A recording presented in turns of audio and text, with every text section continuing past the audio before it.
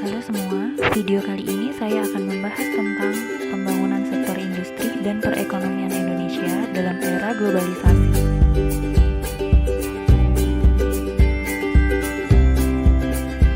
Sektor industri merupakan komponen utama dalam pembangunan ekonomi nasional.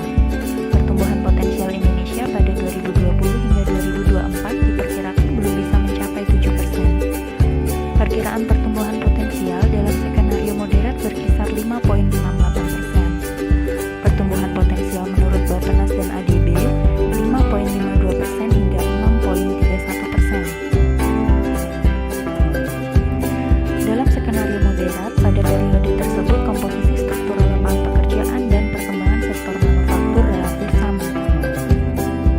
Laporan ADB dan Bappenas mengungkapkan kesulitan mencapai pertumbuhan ekonomi di atas 6% karena menciutnya demografis akibat kurangnya tenaga kerja produktif. Menurut laporan ini, pertumbuhan ekonomi bisa mencapai rata-rata 7,9% apabila pertumbuhan ekonomi 2019-2021 di atas 8%. Kepala Bappenas mengatakan, pertumbuhan ekonomi 2020-2024 sekitar 5,4 hingga 5,7%. Kementerian Perindustrian merilis 5 strategi untuk mempercepat pertumbuhan ekonomi, diantaranya 1. Koordinasi pembangunan industri dengan kementerian dan lembaga terkait. Upaya tersebut meliputi pemenuhan kebutuhan bahan baku dan bahan penolong bagi industri manufaktur. Kedua, implementasi program peningkatan penggunaan produk dalam negeri melalui optimalisasi produk modal pemerintah pusat dan daerah, pengaturan impor produk yang sudah bisa diproduksi dalam negeri, serta pengenaan sanksi bagi yang melanggar ketentuan terhadap kewajiban penggunaan produk dalam negeri.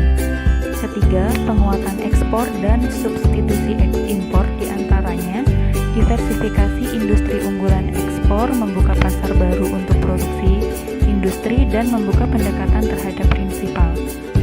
Yang keempat, mendorong investasi di sektor industri meliputi kemudahan perizinan, promosi investasi, dan insentif investasi. Yang kelima, penguatan daya beli masyarakat.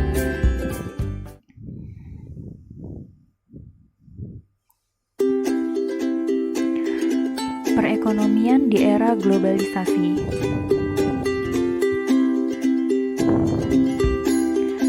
Globalisasi adalah suatu integrasi internasional yang terjadi karena pertukaran pandang dunia. Mekanisme dampak globalisasi terhadap ekonomi yaitu tekanan perdagangan yang semakin kompetitif, multinasionalisasi produk, dan integrasi pasar keuangan.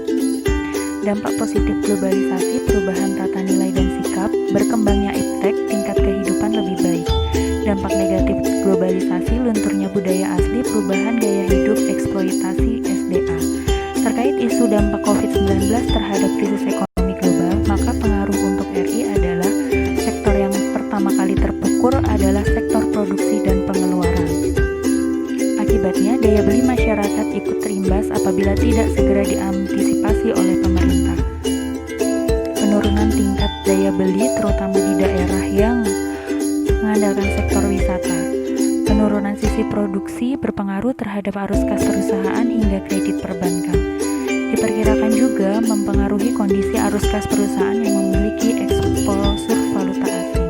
Oleh sebab itu, penurunan produktivitas sektor real di Indonesia akan